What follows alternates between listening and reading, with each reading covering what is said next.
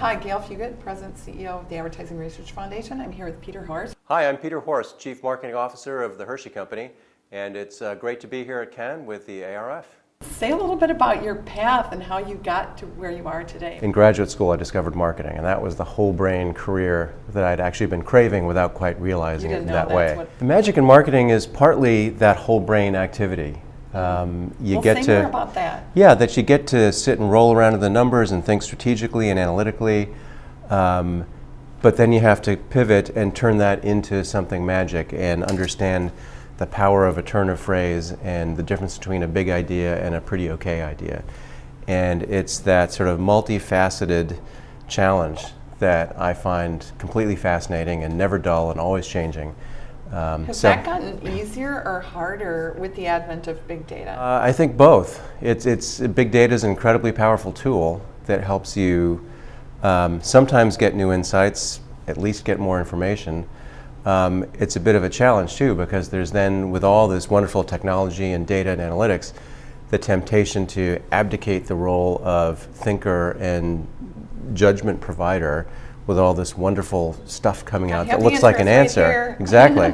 But one of the most powerful lessons I learned from some deeply analytical folks that I've worked with in the past is be skeptical of the data. No matter how powerful the tools are, no matter how high-powered the big data system seems to be, always look at it skeptically, always decide whether it makes sense to you, and don't just follow the data out of the window. How does marketing, advertising, and research insights, analytics, that whole area, how do those three areas look and complement each other today? Marketing, analytics, data, advertising, PR, social, the definitions and the distinctiveness between those things has become so blurred. And I think the more we can just say, there are capabilities, there are people bringing sort of specialties, but get out of this sort of hard-cut organizational construct so that you get into a much more agile mode. Is brand management still alive? You still need to have smart people who are waking up every morning thinking passionately about a brand and its health and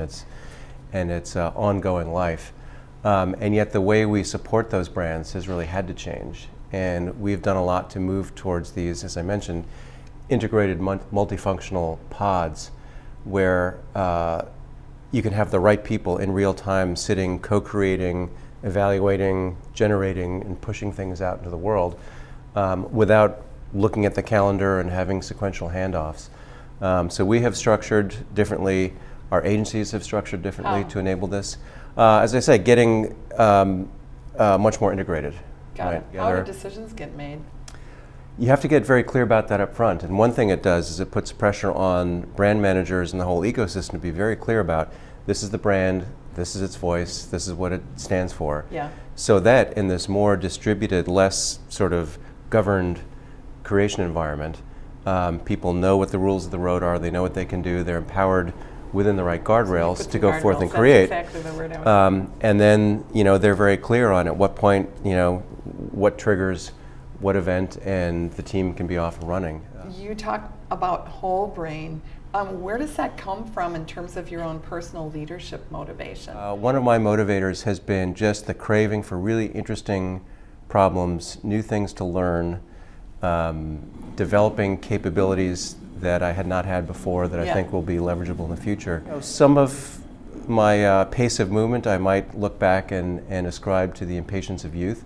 And that's sometimes the advice I give younger folks, which is, don't be in such a hurry.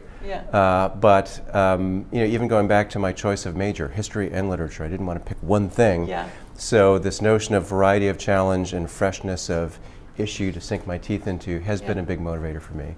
And then being in places where marketing matters and where it makes a difference. One of the things that's been brought forward and really turned the lights on, even recently here at Cannes, is maybe a lack of diversity. What about that for the next generation? Advertising marketers, we all need to make sure that our own conference rooms represent the marketplace. In the meantime, it does need to be an agenda item, and it is a conversation we have regularly, and we talk about how are we going to do this, how are we going to do it well.